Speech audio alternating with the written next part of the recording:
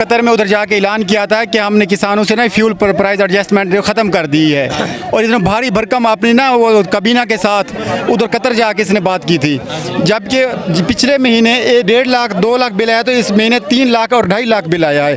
उसने वो fuel price जो पिछले महीने लगी थी वो भी लगा दी और आगे भी नहीं लगा दी, और ये इन्होंने किसानों का जीना हराम कर दिया है। जैसे ये बॉर्डर सिक्योरिटी अहम है, ऐसे ही ये फूड सिक्योरिटी भी अहम है इस मुल्क के लिए। इस वक्त हमारे मुल्क में शदीद अनाज की कमी है। जब तक ये किसानों को सहूलतें नहीं देंगे हम खुद कफील नहीं होंगे। अस्सलाम वालेकुम, मैं हूं हसनैन, आप देख रहे हैं नया पाकिस्तान। इस वक्त मैं इस्लामाबाद में मौजूद हूं। इस्लामाबाद में पूरे मुल्क से हज़ारों की तादाद में किसान पहुंचे हैं। आप ये देखें, इस तरह बुजुर्ग पहुंचे हैं। अब इनकी हालत है कि इस्लामाबाद में आके इस हुकूमत के खिलाफ धरना दें।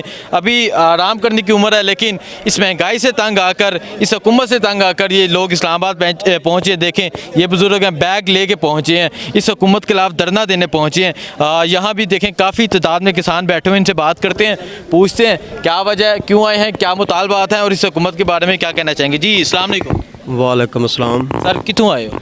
जी ਅਸੀਂ ਹਫਜ਼ਾਬਾਦ ਤੋਂ ਆਏ ਹਾਂ। ठीक है, ਪਿੰਡ ਸਾਡਾ ਫੇਰੋ ਕੀ ਹੈ। वजह की है, क्यों इतने तुसी बड़े हफ्साबाद तो मुल्क के हर शहर तो किसान पहुँचे ने, क्यों आए ने? जी दरअसल वजह यह है कि हम कोई एक अजला से लोग नहीं आए, मुख्तलिफ अजला से आए हैं, दूसरे सूबों से भी लोग आए हैं यहाँ पे। ठीक है। और मसला ये है हमारा कि ये जो हुकूमत है ना, जिसके लिए हम धरना दे रहे हैं, हम इसी हुकूमत की को इम्प्रूव करने के लिए पहले भी धरने देते रहे हैं, लेकिन हमें ये उम्मीद नहीं थी कि ये धरने देने जो है ना ये हम पे उल्टा पड़ जाएंगे। अभी असल मसला ये है गंदम का, जो है जो सिंध में गंदम का रेट 4000 रुपये है और हमारे पंजाब में 3000 रुपये है, कि मेन चीज़ जो है वो पंजाब है, और पंजाब जो है ना वो इतना नीचे इसके साथ इतनी ज़्यादती हो रही है कि जिसका कोई शुमार नहीं है। हमारे लोग मेहनत करते हैं, इधर मतलब हरे भरे खेत हैं, ये लोग मेहनत इसलिए करते हैं कि इनको इनका सिला ही ना मिले। हमारी गुजारिश ये है कि हमारा भी गंदम का रेट बराबर हो जाए। नहीं, मुझे ये बताएं, शहबाज शरीफ साहब ये कह रहे थे कि किसान दोस्त पॉलिसीज़ होंगी, किसान को रिलीफ दिया जाएगा, कोई पॉलिसी है जो आपके लिए बेहतर साबित हो? नहीं, इन्होंने खाद पे जो पॉलिसी दी थी ना, ये जो सब्सिडी दी थी, उस पे भी हमें कोई रिलीफ नहीं मिल रहा। मुख्तलिफ जो किसानों को खादें मिलती हैं वो अपनी डिमांड पे रेट पे देते हैं, जो हैं जी आड़ती हजरात जो हैं, किसी को भी जो गवर्नमेंट का रेट है किसी को मिलता ही नहीं है। कोई 2700 रुपये दे रहा है, कोई 3200 रुपये दे रहा है, कोई 4000 रुपये रहा है। अभी DAP जो है वो 13 से 14 हज़ार रुपये में मिल रही है, वो भी 2 नंबर। ठीक है जी, अस्सलाम वालेकुम। कौन गल कर? अस्सलाम वालेकुम। वालेकुम अस्सलाम। की कहना चाहोगे कि जी साडा मौक़िफ़ है किसान जेड़ा पाकिस्तान की 75% आबादी काश्तकारी थे, ते किसान नू कोई रिलीफ नहीं दे रही गवर्नमेंट। ना खाद मुस्तकिल तौर रेट ते गवर्नमेंट के रेट से मिल रही, ना दुध का रेट है, ना गंदम का रेट सही है, ना चावल का है, ना गन्ने का है। इस तो इलावा कोई पॉलिसी नहीं बनाई जा रही जिंदे मुताबिक किसान नू फसल काश्त करने वास्ते बार वक्त मौके थे उनकी ज़रूरत के मुताबिक तेल बिजली या कोई और ज़रूरियात है। कोई पॉलिसी नहीं इस हुकूमत ने टवाड़े से की थी? पॉलिसी नहीं, किसान का कोई नहीं। सर गंदम की जो अभी सूरत हाल है, जो गन्ने की सूरत हाल है, गन्ने की जो सूरत हाल है, उसमें यह है कि जो 40-50 हज़ार रुपये ठेके पे ज़मीन दे लेने वाला है, 200 सवा 200 250 रुपये रेट है, उस पर ये 30-40 हज़ार रुपये ठेके पे दे लेना ज़मीन जो है वो बेहतर है। ठीक है, बहुत शुक्रिया जी। नाज़रीन, इनसे बात की, यहाँ कुछ बुज़ुर्ग भी हैं, बुज़ुर्गों से भी बात करते हैं, इनसे पूछते हैं कि क्या वजह है, कहाँ से हैं जी? चाचा अस्सलाम वालेकुम। कितों आए हो? कसूरों जी। कसूरों की वजह क्यों आए हो? बस इस वजह तो जी बिजली के बिल इन्ने महंगे कर दिते ने कि असीं तार ही नहीं सकते। 2 लाख रुपये बिल बिजली का, टैक्स इन्ने तुन्ने ने, यानी कि यूनिटा के हिसाब नाल जे लाख रुपये बिल है ना, तो 2 लाख बिल कर लिया ने। 2 लाख कर लिया? हाँ जी। टैक्स 2 लाख 3 लाख बिल आ रहे हैं, किवें दोगे, किवें तारोगे? भाई ये तो रौला इस वास्ते ते आए भी किवें तारांगे, कितों तारीए, तार ही नहीं सकते। नहीं तो कोई टवाड़े से इस हुकूमत ने, शहबाज शरीफ ने कोई बेहतर अज तक कोई नहीं किया जी, बिल्कुल नहीं। और सर जो पहले FP टैक्स लगाते सी ना, पहले 500 रुपये 400 रुपये घंटा, हूँ 1000 रुपये डायरेक्ट हो गया घंटा। अच्छा कितों अस पूरी करिए?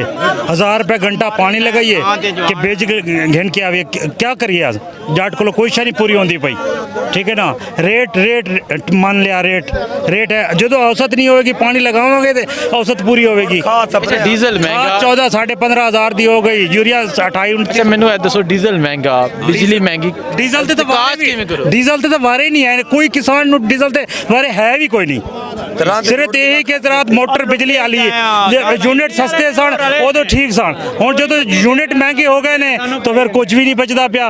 1000 रुपए घंटा मोटर वाले लैंदे ने साडे कोल, जो कि 400-500 लैंदे सी, हुण कित्थों पूरी करिए? जो औसत नहीं है कि पाकिस्तान खुशहाल कैसे होएगा? मुतालबात मनवा के जाओगे? बिल्कुल बैठे हैं, जब तक मुतालबात नहीं होंगे बैठे हैं। भाईजान तो ज्यादा बग्गा सिट्टा है, दवाइयां 2 नंबर खाता डीएपी घोलने दे विचों बोरी चों 10 किलो पत्थर निकलदा है, साफ सुथरा पत्थर कोई होंदा वे खाद दा सारी नहीं, सारे एक दूए ने मिले होना सी जावी ने खाद लवण साने ही देनी, उन्हें आखना पैसे दे दिओ शाम नूं रात एड्रैस लिखा दिओ तुहाडे को खाद आ जाती। जेड़ा लीटर पहले 1500 दा सी वो 3000 दा हो गया, वो 3500 दा हो गया। 2 नंबर मावटा वाले जनाब बत्ती चोरी बड़ी लवांदे ने, बत्ती चोरी लवांदे ने, सानू बिल पा देने, चोरी नूं फाड़दे ਜਿਹੜੇ ने। ਲੋਕ ਚੋਰੀ ਕਰਦੇ ਪਏ ਨੇ ਉਹ ਸਕੂਨ ਨਾਲ ਸੁੱਤੇ ਹੋਏ ਨੇ, ਬਾਕੀ ਅਸੀਂ ਜੱਟ ਫਸੇ ਪਏ ਆ। डीसीओ दे सारे पैसे ले लेंदे बस किसे ने पुछदा ही नहीं। मैं पाक पतन तो बोल रहा, मेरा नाम मोहम्मद सरवर है कि यूरिया खाद भी ब्लैकिंग बेचते मैं 3000 की बोरी।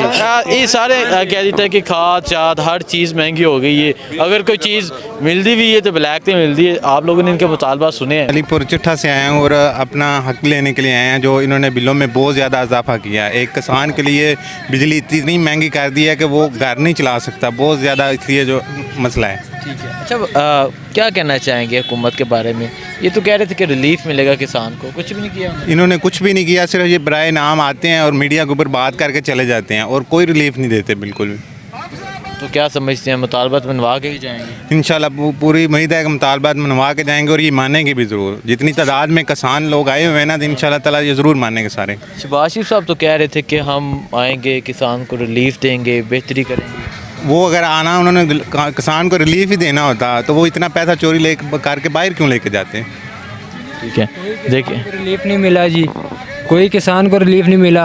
इन लोगों ने ये सोच लिया हुआ है कि हमारे आखिरी मंथ चल रहे हैं, हम जितना भी पैसा है इकट्ठा करें और लूट कर एक ही दफ़ा बाहर चले जाएं, ना दोबारा पाकिस्तान आए, ना इस आवाम का सोचें।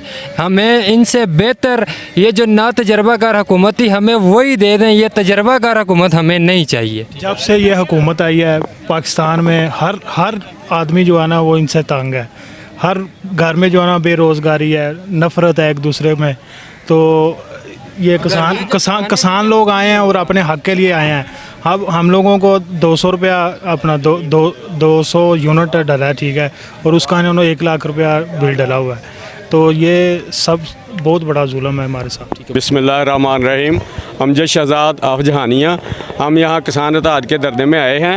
यहाँ हमारे लिए ਅਸੀਂ ਲੋਕਾਂ ਵਾਸਤੇ ਕਮਾਉਂਦੇ ਆ, ਸਾਰੀ ਉਮਰ ਲੋਕਾਂ ਵਾਸਤੇ ਕੰਮ ਕਰਦੇ ਆ, ਮਿਹਨਤ ਕਰਦੇ ਆ, ਤੇ ਇਹ ਸਾਡੇ ਪਾਕਿਸਤਾਨੀ ਲੋਕ ਜਿਹੜੇ ਹਨ ਦਰਮਿਆਨੀ ਤਬਕਾ ਜਿਹੜਾ ਇਹ ਸਾਨੂੰ ਭੁੱਖੇ ਮਾਰ ਰਿਹਾ ਹੈਗਾ। ਸਾਡੇ ਬੱਚੇ ਯੂਨੀਵਰਸਿਟੀਆਂ ਦੀਆਂ ਫੀਸਾਂ ਨਹੀਂ ਅਦਾ ਕਰ ਸਕਦੇ, ਸਾਡੀਆਂ ਆਪਣੇ ਫਸਲਾਂ ਫ੍ਰੀ ਲਈਆਂ ਜਾ ਰਹੀਆਂ ਨੇ, ਜਦਕਿ ਸਾਨੂੰ ਮੁਲਾਜ਼ਮਾਤ ਜਿਹੜੇ ਨੇ ਸਾਰੇ ਬਹੁਤ ਮਹਿੰਗੇ ਦਿੱਤੇ ਜਾ ਰਹੇ ਨੇ। ਇਸ ਵਾਸਤੇ ਅਸੀਂ ਰਿਕੁਐਸਟ ਕਰਾਂਗੇ हुकूमत पाकिस्तान को। दसो आन तो पहले मियाँ साहब मियाँ शहबाज शरीफ कह रहे सन किसान दोस्त पॉलिसियां होवंदियां, किसान ਨੂੰ ਰਿਲੀਫ ਦਿੱਤਾ ਜਾਏਗਾ, ਤੁਸੀਂ ਸ਼ਹਬਾਜ਼ ਸ਼ਰੀਫ ਦੇ ਖਿਲਾਫ ਇੱਥੇ ਆਏ? ਸਾਰੀਆਂ ਕਹਿਣ ਦੀਆਂ ਗੱਲਾਂ ਸੀ, ਇਹ ਬਿਲਕੁਲ ਜਦੋਂ ਵੀ ਆਏ ਨੇ ਇਹਨਾਂ ਨੇ ਆ ਕੇ ਚੁੱਕ ਕੇ ਰੱਖਿਆ, ਕਿਸਾਨਾਂ ਨੂੰ ਮਾਰ ਦਿੱਤਾ ਭੁੱਖੇ। ਇੱਕ ਤੇ ਕੁਦਰਤੀ ਤੌਰ ਤੇ ਕੁਦਰਤੀ ਆਫਤ ਆਈਆਂ ਨੇ ਇਸ ਸਾਲ, ਕਿ ਦੂਸਰਾ ਇਹ ਹੋਇਆ ਕਿ ਇਹਨਾਂ ਨੇ ਸਾਨੂੰ ਜਿਹੜੇ ਮੁਲਾਜ਼ਮਾਤ ਸੀ ਡੀਜ਼ਲ ਤੇ ਉਸ ਤੋਂ ਇਲਾਵਾ ਮਸ਼ੀਨਰੀ ਵਗੈਰਾ, ਖਾਦਾਂ, ਬਿਜਲੀ, ਹਰ ਚੀਜ਼ ਇੰਨਾ ਗ੍ਰੇਡ ਚੁੱਕ ਦਿੱਤਾ ਕਿ ਆਵਾਮ ਦਾ ਜੀਣਾ ਦੋਬਰ ਕਰਤਾ। ਹੁਣ ਜਿਹੜਾ ਮੌਜੂਦਾ ਜਿਸ ਸਿਲਸਿਲੇ ਅਸੀਂ ਇਕੱਠੇ ਹੋਏ ਆ, ਸਾਡਾ ਬਿਜਲੀ ਦਾ ਯੂਨਿਟ ਚੁੱਕ ਕੇ ਇਹਨਾਂ ਨੇ 30-35 ਰੁਪਏ ਦਾ ਕਰਤਾ। ਟਿਊਬਲਾਂ ਵਾਲੇ ਸਰਕਾਰ ਸਾਰੇ ਭੁੱਖੇ ਮਰ ਗਏ ਨੇ ਜਨਾਬ। ਅੱਗੇ ਅਗਰ ਅਸੀਂ 200 ਦਾ ਟੂਲ ਚਲਾਉਂਦੇ ਸਾਡਾ 2000 ਬਿੱਲ ਆਇਆ ਹੁੰਦਾ, ਅਗਰ 2000 ਦਾ ਟੂਲ ਚਲਾਉਂਦੇ ਸਾਡਾ 20000 ਬਿੱਲ ਆਇਆ ਹੁੰਦਾ। ਇਸ ਵਾਸਤੇ ਇਸ ਸਿਲਸਿਲੇ ਵਿੱਚ ਅਸੀਂ ਇhtਜਾਜ ਕੀਤਾ ਔਰ ਇਕੱਠੇ ਹੋਏ ਆ। ਜਹਾਨੀਆਂ ਤੋਂ ਸਾਰੇ ਅਸੀਂ ਆਏ ਆ ਔਰ ਬੜੇ ਪੂਰੇ ਪੰਜਾਬ ਦੇ ਵਿੱਚੋਂ ਲੋਕ ਆਏ ਨੇ। और कोई किसान भरा गल करना चाहिए जी। हमने जाके ना कतर में उधर जाके ऐलान किया था कि हमने किसानों से ना फ्यूल पर प्राइस एडजस्टमेंट ख़त्म कर दी है, और इतना भारी भरकम आपने ना वो कबीना के साथ उधर कतर जाके इसने बात की थी। जबकि पिछले महीने 1.5 लाख 2 लाख बिल आया, तो इस महीने 3 लाख और 2.5 लाख बिल आया है। उसने वो फ्यूल प्राइस जो पिछले महीने लगी थी वो भी लगा दी और आगे भी नहीं लगा दी, और ये इन्होंने किसानों का जीना हराम कर दिया है। जैसे ये बॉर्डर सिक्योरिटी अहम है, ऐसे ही ये फूड सिक्योरिटी भी अहम है इस मुल्क के लिए।